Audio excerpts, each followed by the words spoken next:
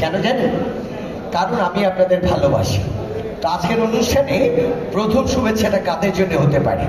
হতে পারে যারা শ্রম দেন, যারা তৃতীয় এবং চতুর্থ শ্রেণীর, সোজা কথায় যাদেরকে আমরা অনেক সময় লেবার বলে ফেলি, কিন্তু তারা শ্রম দেন।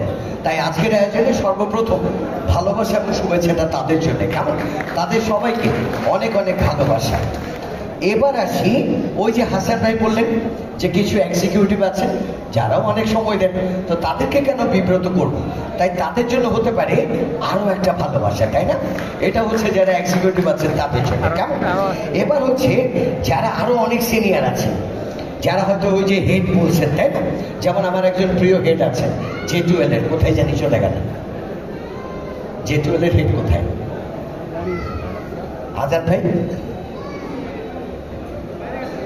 যাক, এইরকম যারা হেড আছে, ডিপার্টমেন্ট হেড, তাদের জন্য আমরা ভালোবাসা জানাতে পারি এইভাবে, তাই না? কিন্তু সবচেয়ে বড় কথা কি জানেন? দিন শেষে শুভেচ্ছা আরো একজন পাঠান, আর তিনি হচ্ছে পুরো এমসিডি হেড।